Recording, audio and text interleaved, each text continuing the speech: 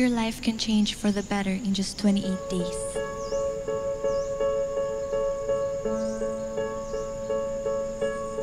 Yan ang lagi kong sinasabi sa loyal followers ko.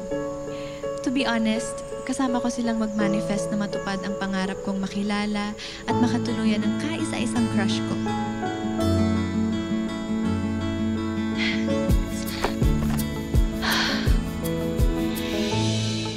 Universe, gawin mo na to. Ready na ako, sis.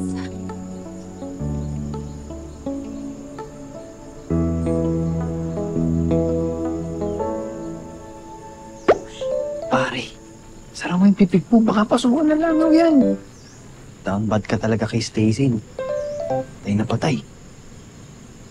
Tsaka lang, pare. I mean, look at her. She's just in the zone. Doesn't she look perfect? Bro, hindi kaya naiibang na si Stacy. Manifest na kilala ng ibang lalaki. Well, alam ko namang vlog lang to, pero mukha naman siyang tanga, di ba? Pare, ano mukhang tanga? Talaga, di naman. Sino ba naman maniniwala magkakatotohanan ng lahat ng to? Hindi, ulo lang tawag dyan eh. Papapansin sa social media. Cut! Ay, sorry. Okay, tapos na. Patingnan nyo naman, gulungan ka ng mulungan. I'm trying to manifest my soulmate too. Stacy, gusto mo ba ulitin na lang natin? Siguraduhin ko, di na mag-iingay itong dalawang to. Promise. Sorry. Hindi, okay na. Nagawa naman na eh. Maganda ba? Oh, ayun na ka. Huh? I mean, maganda. Maganda lahat. The light is hitting you right. And medyo magical nga eh. Diba? Oh, yes. Opo, tsaka malinis din yung audio. Hindi ka mukhang tanga. Yes, tsaka ako naniniwala talaga ako na makikilala mo ang soulmate mo dahil dyan. Promise! Hey. Let's take a break.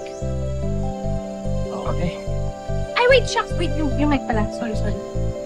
Ano mo, bro? Pare, kaya mo na yan. Sige.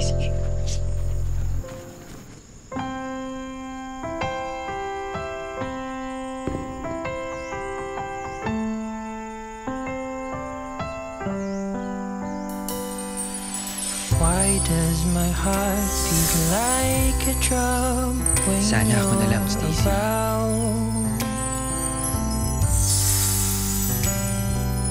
Everything suddenly turned and I am found.